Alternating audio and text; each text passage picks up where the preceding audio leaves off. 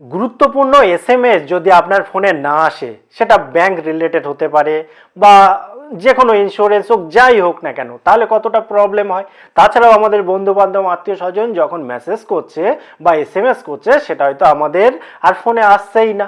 তো এই প্রবলেম যদি আপনার হয় যে কোনো মেসেজই হয়তো আপনার ফোনে আসছে না, কিংবা পার্টিকুলার কিছু কিছু মেসেজ আসছে না, যে মেসেজটা আসা আপনার জন্য খুব ইম্পর্টেন্ট বা আসতে দেরি হচ্ছে বা কখনো কখনো প্রবলেম হচ্ছে, তাহলে আজকের ভিডিও আপনার জন্য।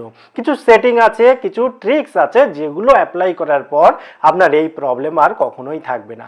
তো হাই ফ্রেন্ডস, আমি সৌমেন নতুনের ডাকে আপনাকে স্বাগত এই ধরনের ইন্টারেস্টিং এবং ইউজফুল ভিডিও দেখার জন্য।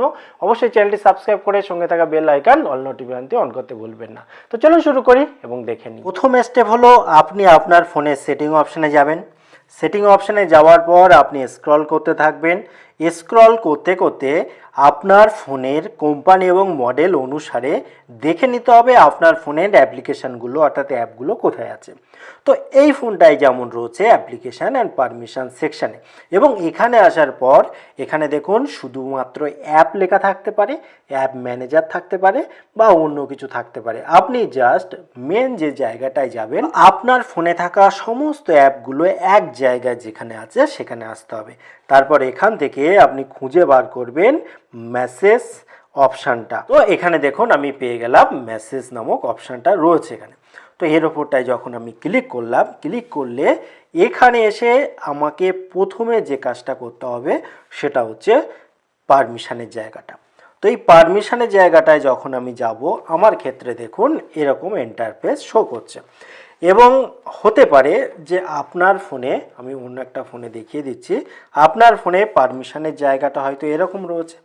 সে এরকম থাকুক বা এরকম, আপনার যদি কোনো পারমিশন না দেওয়া থাকে, সেক্ষেত্রে দেখুন প্রতিবার কিন্তু লেখা উঠে যাচ্ছে যে আপনার ক্ষেত্রে আর এসএমএস আসার ক্ষেত্রে অনেক রকম প্রবলেম হবে। তো আপনি এখানে এসে মেনলি এসএমএসটা তো আপনাকে দিতেই হবে, স্টোরেজটা আপনি দিয়ে রাখতে পারেন এবং কন্ট্যাক্ট নাম্বারগুলোর জন্য কন্ট্যাক্টটা দিতে পারেন। এবারে দেখুন, আপনার যদি প্রবলেম হচ্ছে মনে করেন খুব বেশি পরিমাণে, সেক্ষেত্রে আপনি এ দুটোকেও প্রথম পর্যায়ে দিয়ে দিন। তাছাড়া পরবর্তীকালে আপনি কিন্তু এই লোকেশানের অপশানটার পারমিশন দেওয়ার প্রয়োজন খুব একটা হয় না। তো যেহেতু আপনার প্রবলেম, সেই প্রবলেমটা সলভ করার জন্য আমি এই কথাটা বললাম। এখানে বেরিয়ে আসলাম, বেরিয়ে আসার পর আপনার যে কাজটা থাকবে সেটা হচ্ছে নোটিফিকেশান।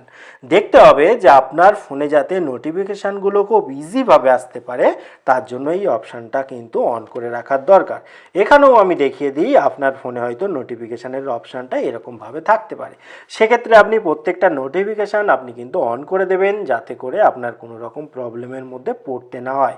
এবং সবথেকে ইম্পর্টেন্স যে কাজটা আপনাকে করতে হবে সেটা হচ্ছে ইন্টারনাল স্টোরেজ যেটা রয়েছে, এরকমভাবে ক্লিক করে দেবেন। ক্লিক করার পর এখানে দেখুন একটা ক্লিয়ার কেস বলে একটা অপশান রয়েছে এবং একটা আছে ক্লিয়ার ডেটা। আপনি ক্লিয়ার ডেটা করার কোনো প্রয়োজন নেই, তাহলে আপনার যে এসএমএসগুলো বর্তমানে ফোনে রয়েছে সেগুলোও কিন্তু আউট হয়ে যাবে। তো আপনি যেটা করবেন সেটা হচ্ছে ক্লিয়ার কেস, এই জায়গাটায় এসে ক্লিয়ার কেস করে দেবেন। দেখুন এখানে 0 হয়ে আছে, এখানে কিন্তু এখনও ক্লিয়ার কেস করিনি বলে এই সংখ্যাটা রয়েছে। যাই হোক, আমার যেহেতু প্রবলেম নেই আমি করছি না, আপনার প্রবলেম থাকলে আপনি এই ক্লিয়ার কেসটা অবশ্যই করে নেবেন। এই সেটিংগুলো করে নেওয়ার পর আপনাকে কিন্তু কয়েকটা কথা মনে রাখতে হবে। প্রথম কথা, আপনি যে কোম্পানির সিম ব্যবহার করছেন সেই কোম্পানির সিমে যথেষ্ট ব্যালেন্স রয়েছে কিনা, এবং আপনার যে এসএমএসের সুবিধা অর্থাৎ ইনকামিং আউটগোয়িং সেই ফেসিলিটিটা আছে কিনা। কারণ আপনারা জানেন বর্তমানে বিভিন্ন প্যাক আমাদের মারতে হয়। তো সেক্ষেত্রে আপনার কিন্তু যদি এই প্রবলেম থাকে এবং কোনোভাবেই সলভ না হয়, অবশ্যই আপনি যে কোম্পানির সিম ইউজ করছেন সেই অপারেটরের সাথেও একবার কথা বলে নিতে পারেন। যদি সেরকম কোনো প্রবলেম থাকে, সেখান থেকে ইজিভাবে সলভ হয়ে যাবে। ভিডিওটি কেমন লাগলো অবশ্যই কমেন্ট করে জানাবেন। আবার দেখা হবে পরবর্তী ভিডিওতে। ততক্ষণ ভালো থাকুন, সুস্থ থাকুন, বাই বাই।